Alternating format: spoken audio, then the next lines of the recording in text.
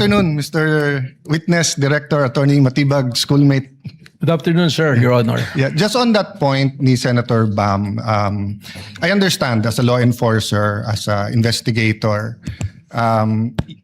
you have to take all threats seriously. I'll ask you the same questions I asked the two NBI officers, and I do understand they were not under your supervision during that time dahil dun pa sila kay Director Santiago. No?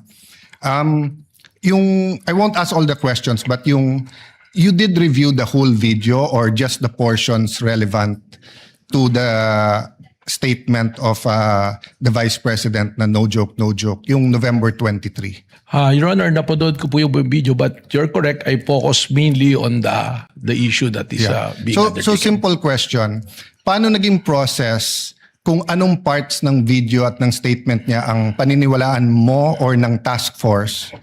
So it's not personal. I mean, if you were in the task force or as you said, you created a task force now at duty nyo yung safety ng high government officials. Anong process nyo kung anong parts ng video ang paniniwalaan nyo at hindi?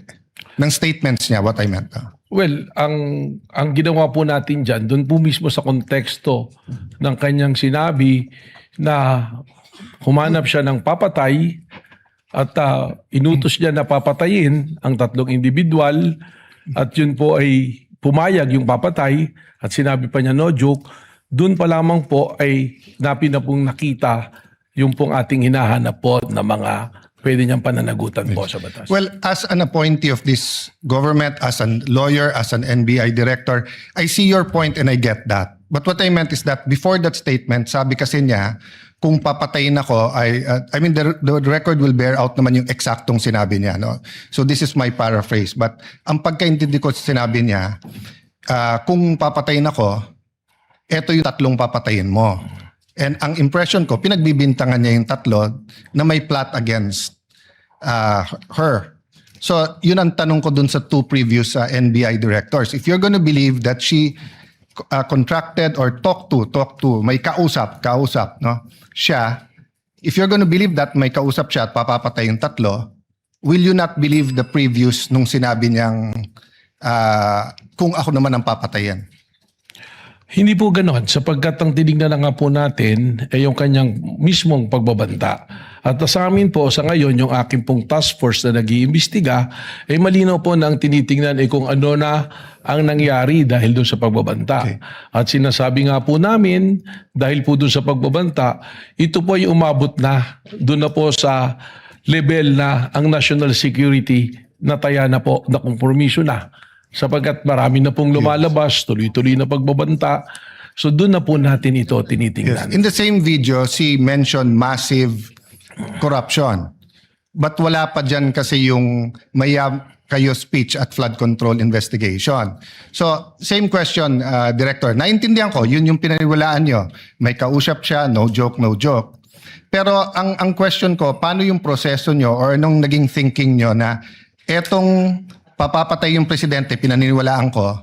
Pero etong siya ang papatayin, hindi ko paniniwalaan. At etong graft and corruption, hindi ko rin paniniwalaan. What's the process there?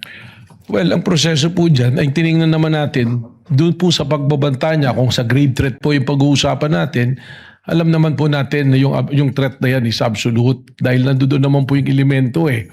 Doon naman po sa sinasabi namin na tuloy-tuloy na pag-iimbestiga dahil ito nga po ay umabot na sa level lang na naapektuhan ng national security, we take into context yung mismong sinabi niya na meron siyang kinausap at yung kanyang kinausap ay pumayag.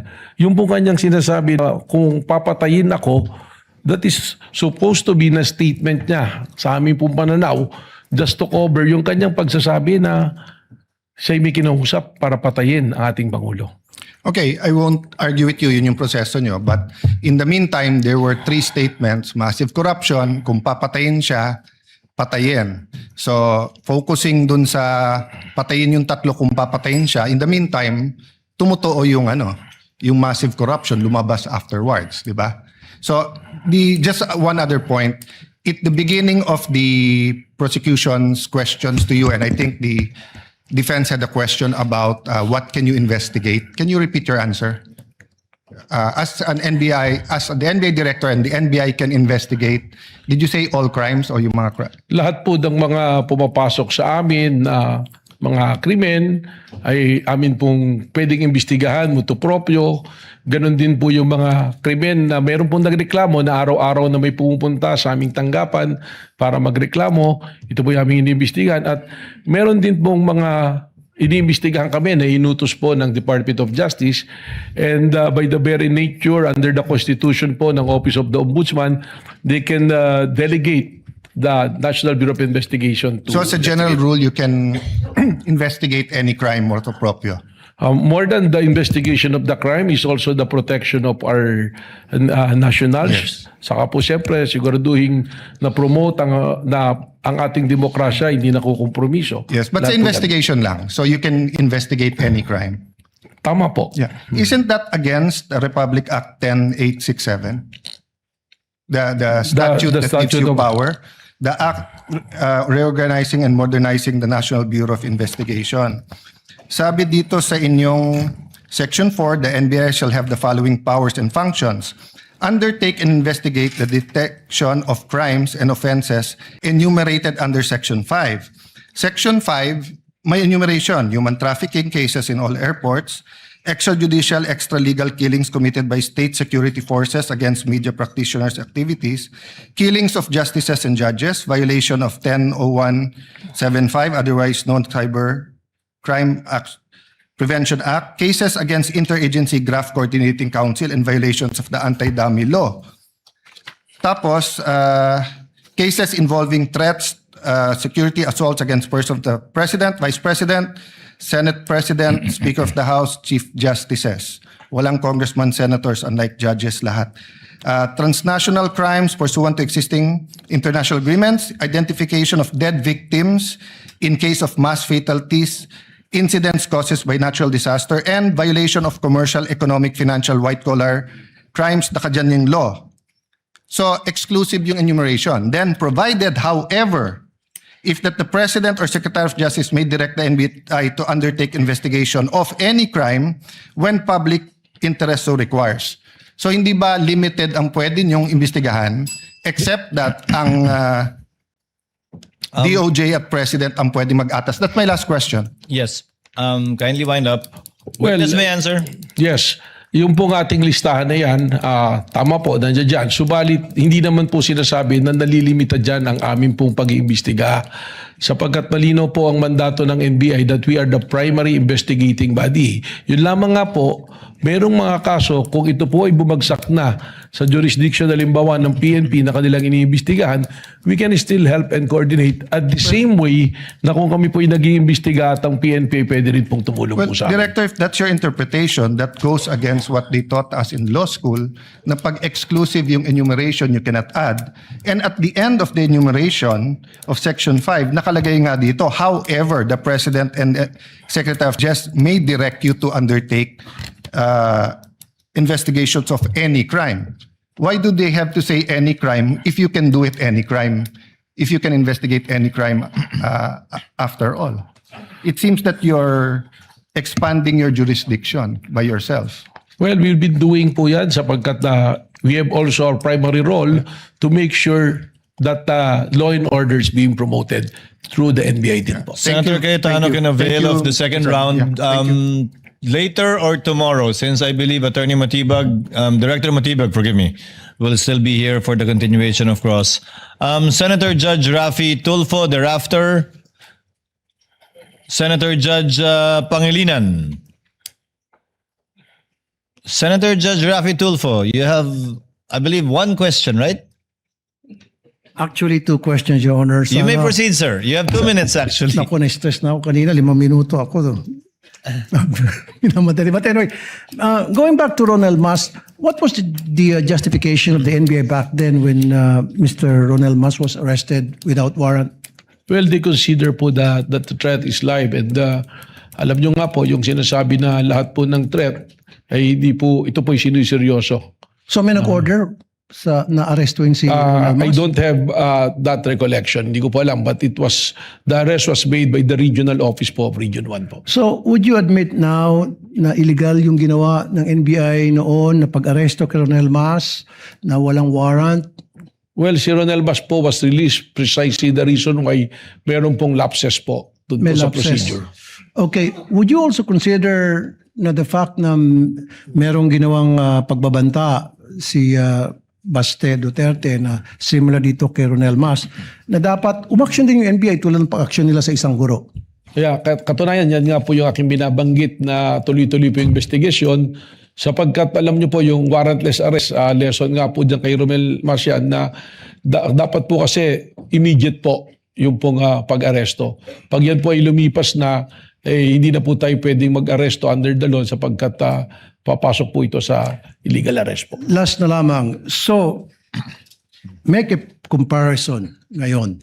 Bakit yung isang guro na nagbanta kay dati Pangulong Duterte agad inaresto at bakit itong isang vice president na nagbanta kay Pangulong Bongbong Marcos hindi inaresto ng NBI? I can only second guess po na maaaring may pagkakaiba po ng proseso or tinitingnan po ang administrasyon ng panahon na yon at ng panahon po ngayon. Maraming salamat po. Thank you, Senator Judge Rafi Tulfo. Senator Judge Pangilinan is recognized. You may proceed with your intervention, sir. You have 2 minutes. Thank you, Mr. Presiding Officer. Magandang gabi, Ginoong Direktor. Kanina tinatanong sa inyo no, yung usapin nung trust rating. Na mas mataas yung trust rating ng Vice President kaysa sa Presidente.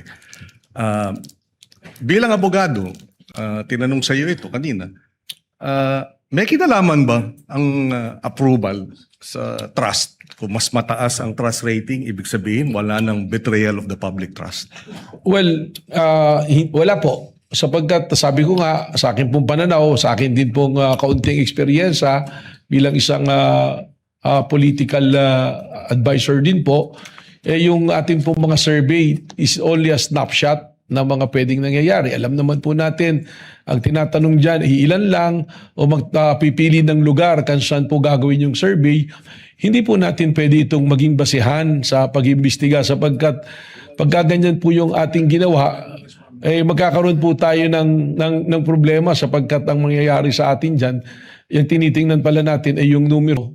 At without accusing anyone, alam naman natin there are surveys that can be manipulated po. No, but having said that, kaya ako lang tinanong yon kasi baka yung mga nakikinig nating mga kababayan ay malito dahil hindi ba tamang sabihin na iba yung trust rating, iba yung betrayal of the public trust. Tama Hindi? po. Tama? Yung trust rating po ay base sa numero dahil sa survey. Yung betrayal of public trust, malinaw naman po yan na nakasaad sa konstitusyon na ito ay isang basihan ng impeachment. At saan po pumapasok ang betrayal of public trust? Pag meron ka pong ginawa na pag-violate, not necessarily criminal, hindi kailangan ng conviction, kundi sinasabi po, pag tinignan natin yung discussion po ng ating Constitutional Committee ng ginawa yan, binabanggit nga po dyan yung betrayal of public trust, yung hindi mo pagtupad sa yung oath of office, that will qualify as a betrayal of public In trust. other words, kay negative yung trust rating mo o 100% yung trust rating mo, base sa batas, base sa konstitusyon, pwede kang ma-convict. Whether negative or positive trust rating, pwede ka pa rin ma-convict o ma-acquit. Depende sa ebidensya sa usapin ng betrayal of the public trust. Tama po. Wala pong kinalaman ang survey on the trust rating kundi kung ano po ang ebidensya na ipinasok po sa ating pong impeachment court. Maraming salamat.